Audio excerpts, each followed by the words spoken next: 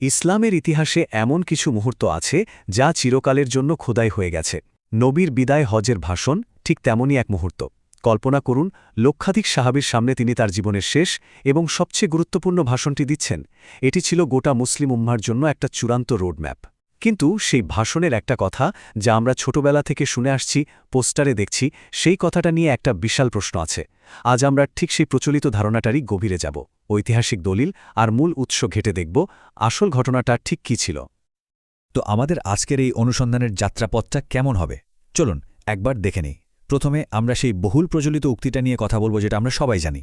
এরপর আমরা ডুব দেব ইতিহাসের গভীরে, মানে মূল উৎসগুলোর সন্ধানে যাব। দেখব সবচেয়ে নির্ভরযোগ্য হাদিস গ্রন্থগুলো আসলে কি বলছে। সেখান থেকে আমরা ভাষণের প্রমাণিত পাঠটা খুঁজে বের করব এবং এর সাথে অন্যান্য বর্ণনাগুলোর উৎস বিশ্লেষণ করব।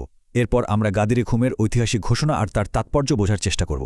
আর সবশেষে এই সবকিছু মিলিয়ে আমরা ভাষণের মূল যে একতার বার্তা সেখানে পৌঁছাব। আচ্ছা, তাহলে চলুন শুরু করা যাক সেই কথাটা দিয়ে, যা সম্ভবত আমাদের সবার কানে খুব পরিচিত।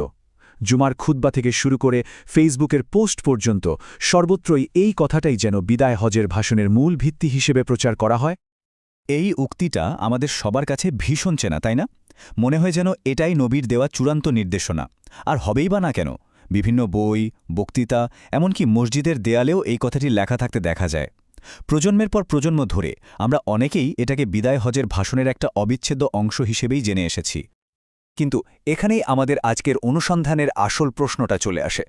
এই যে এত পরিচিত একটা কথা, এটা কি আসলেই ইসলামের সবচেয়ে নির্ভরযোগ্য আর প্রামাণ্য ঐতিহাসিক দলিলের সাথে মেলে? চলুন এই জনপ্রিয় ধারণা থেকে একটু সরে এসে এবার আমরা সরাসরি মূল টেক্সট আর সোর্সগুলো ঘেঁটে দেখি সেখানে কি লেখা আছে। ইসলামিক ঐতিহ্যে নবীর নামে কোনো কথা বলার আগে সেটাকে খুব কঠোরভাবে যাচাই করা হয়। মানে চাইলেই যে কোনো কিছু তার কথা বলে চালিয়ে দেওয়া যায় না। প্রত্যেকটা হাদিসকে দুটো চালনিতে চালা হয়। প্রথমটা হলো মতান, মানে মূল কথাটা কি বলা হচ্ছে। আর দ্বিতীয়টা এবং আরও গুরুত্বপূর্ণ হলো সনাদ, অর্থাৎ কথাটা কে কার কাছ থেকে শুনেছেন, সেই বর্ণনাকারীদের পুরো চেইনটা ঠিক আছে কিনা। ব্যাপারটা অনেকটা আজকের দিনের ফ্যাক্ট চেকিংয়ের মতো। সোর্স ঠিক না থাকলে খবরটার কোনো দাম নেই। হাদিসের এই বিশাল ভাণ্ডারের মধ্যে 6টি বইকে সর্বোচ্চ প্রামাণ্য বা অথেন্টিক হিসেবে ধরা হয়। এই 6টি বইকে একসাথে বলা হয় সিহা সিত্তা, মানে 6টি বিশুদ্ধ গ্রন্থ। কয়েকশো বছর ধরে ইসলামিক স্কলাররা যে কোনো হাদিসের সত্যতা যাচাই করার জন্য এই বইগুলোকে মূল মানদণ্ড হিসেবে ব্যবহার করে আসছেন। আর এই 6টি সেরা বইয়ের মধ্যেও আবার দুটি বইকে রাখা হয় সবার উপরে। সে দুটো হল সহিহ আল বুখারী এবং সহিহ মুসলিম। ইমাম বুখারী এবং ইমাম মুসলিম এত কঠোরভাবে প্রত্যেকটা হাদিস যাচাই করেছেন যে তাদের এই দুটি বইকে একসাথে সহিহাইন বা দুটি বিশুদ্ধ গ্রন্থ বলা হয়। মানে হাদিস যাচাইয়ের জগতে এগুলো হলো গোল্ড স্ট্যান্ডার্ড। তো যখন আমাদের হাতে এমন গোল্ড স্ট্যান্ডার্ড উৎস আছে, তখন তো আর অন্য কোথাও যাওয়ার দরকার নেই। চলুন সরাসরি এই সর্বোচ্চ স্তরের গ্রন্থগুলোতেই দেখে নেওয়া যাক যে বিদায় হজ্জের ভাষণ সম্পর্কে সেখানে ঠিক কী রেকর্ড করা হয়েছে। সহিহ মুসলিম অর্থাৎ হাদিসের অন্যতম বিশুদ্ধ সংকলনে যে বর্ণনাটা পাওয়া যায় তা কিন্তু বেশ অবাক করার মতো। এখানে খুব পরিষ্কারভাবে বলা হচ্ছে, আমি তোমাদের মাঝে একটি জিনিস রেখে গেলাম। খেয়াল করুন, দুটি নয়, মাত্র একটি। আর সেই একটি জিনিস হল আল্লাহর কিতাব অর্থাৎ কুরআন। এবার আসুন দুটো ভার্সনকে পাশাপাশি রেখে দেখি, তাহলে পার্থক্যটা একদম পরিষ্কার হয়ে যাবে। একদিকে আছে আমাদের বহুল প্রচলিত বিশ্বাস, যেখানে বলা হচ্ছে দুটি জিনিসের কথা, কোরআন এবং সুন্নাহ। আর অন্যদিকে আছে সহিহ মুসলিমের বর্ণনা, যেখানে দ্ব্যর্থহীনভাবে বলা হচ্ছে মাত্র একটি জিনিসের কথা, আল্লাহর কিতাব। পার্থক্যটা কিন্তু বেশ বড়। তাহলে এখন মনে একটা বড় প্রশ্ন আসতেই পারে যে কুরআন ও সুন্নাহর কথাটা তাহলে এলো কোথা থেকে? এটা কি পুরোপুরি বানোয়াট? না, ঠিক সেরকমও নয়। এই বর্ণনাটিরও উৎস আছে, কিন্তু তার নির্ভরযোগ্যতা নিয়ে প্রশ্ন রয়েছে। চলুন সেই উৎসটা খুঁজে বের করা যাক।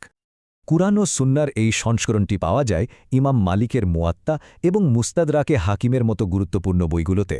কিন্তু হাদিস বিশেষজ্ঞরা বলেন এই বর্ণনাগুলোর সনদ বা বর্ণনাকারীর যে শৃঙ্খল, সেটা সহিহ মুসলিমের বর্ণনার মতো মজবুত না। মানে বর্ণনাকারীদের ধারাবাহিকতায় কিছু দুর্বলতা আছে, যা এর প্রামাণ্যতাকে কিছুটা হলেও প্রশ্নবিদ্ধ করে। মুয়াত্তা মালিকের বর্ণনাটিকে দুর্বল বলার একটা বড় কারণ হল এটি একটি মুরসাল হাদিস। মুরসাল মানে হল যার চেন বা সূত্রছিন্ন। সহজ করে বললে, যিনি এই ঘটনাটা বর্ণনা করেছেন তিনি নিজে সেই বিদায় হজের ভাষণে উপস্থিত থেকে শোনেননি। তিনি অন্য কারো কাছ থেকে শুনেছেন, কিন্তু সেই মাঝের ব্যক্তির নাম উল্লেখ করেননি। বর্ণনাকারীর শৃঙ্খলে এই যে একটা গ্যাপ বা ছেদ, এটাই এর নির্ভরযোগ্যতা কমিয়ে দেয়। আমাদের এই অনুসন্ধানে আরও একটি গুরুত্বপূর্ণ পর্ব আছে। বিদায় হজ্জের ঠিক কিছুদিন পরেই আরেকটি ঘটনা ঘটেছিল, যেখান থেকে আমরা নবীর চূড়ান্ত নির্দেশনার তৃতীয় একটি সংস্করণ পাই। আর এই ঘটনাটি ইসলামের ইতিহাসে খুবই তাৎপর্যপূর্ণ, যা পরবর্তীতে দুটি ভিন্ন চিন্তাধারার জন্ম দেয়। ঘটনাটা ঘটেছিল বিদায় হজ শেষ করে মদিনায় ফেরার পথে। তখন হিজরি 10 সাল জিলহজ মাসের 18 তারিখ।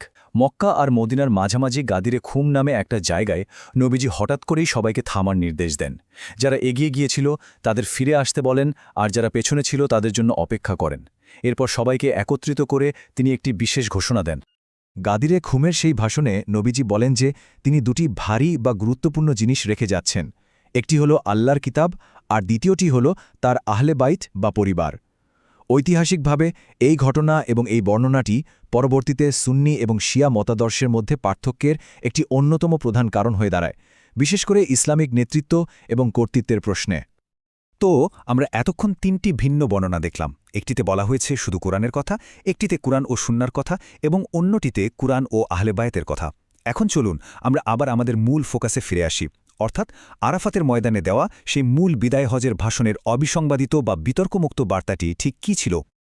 সুতরাং এতগুলো বর্ণনার তুলনামূলক বিশ্লেষণের পর একটা জিনিস একদম দিনের আলোর মতো পরিষ্কার: বিদায় হজ্জের মূল ভাষণের জন্য যতগুলো সবচেয়ে নির্ভরযোগ্য উৎস আছে, তার সবগুলোতেই একটি ধ্রুবক এবং দ্ব্যর্থহীন নির্দেশনার কথা বলা আছে, আর তা হল আল্লাহর কিতাব বা কোরআনকে শক্ত করে আঁকড়ে ধরা। এই টেবিলটা দেখুন, পুরো আলোচনার সারসংক্ষেপটা এক নজরে চলে আসবে। প্রথম সারিতে আল্লাহর কিতাব সংস্করণ, যা আসছে সহিহ মুসলিমের মতো সর্বোচ্চ পর্যায়ের উৎস থেকে। দ্বিতীয় সারিতে কুরআন ও আমার সুন্নাহ, যার উৎস মুয়াত্তা মালিক এবং এটি সনদগতভাবে দুর্বল বা মুরসাল। আর তৃতীয় সারিতে কুরআন ও আমার পরিবার, যা গাদিরে খুমের ভিন্ন একটি ঘটনার সাথে সম্পর্কিত এবং এর ব্যাখ্যা নিয়ে ভিন্ন মত রয়েছে। সবকিছুর শেষে আমরা ফিরে আসি এই একটি জিনিসে, এই একটি সংখ্যায়। ঐতিহাসিক এবং টেক্সচুয়াল সব দিক থেকেই সবচেয়ে শক্তিশালী প্রমাণ আমাদের এই একটি মাত্র নির্দেশনার দিকেই নিয়ে যায়: আল্লাহর কিতাবকে আঁকড়ে ধরা। এটাই ছিল বিদায় হজের সেই বিশাল ভাষণের অবিসংবাদিত মূল ভিত্তি, যা গোটা উম্মাকে এক সুতোয় বাঁধার জন্য দেওয়া হয়েছিল।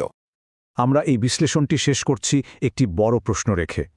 আজকের এই পৃথিবী, যেখানে আমরা হাজারো মতে, হাজারো দলে বিভক্ত, সেখানে দাঁড়িয়ে আমরা যদি নবীর সেই চূড়ান্ত ভাষণের মূল বার্তার দিকে, সেই একক এবং ঐক্যবদ্ধকারী নির্দেশের দিকে মনোযোগ দিই, তাহলে কি আজকের দিনের অনেক বিভেদ আর দূরত্বের সমাধান খুঁজে পাওয়া সম্ভব? এটা সত্যিই ভেবে দেখার মতো একটি বিষয়।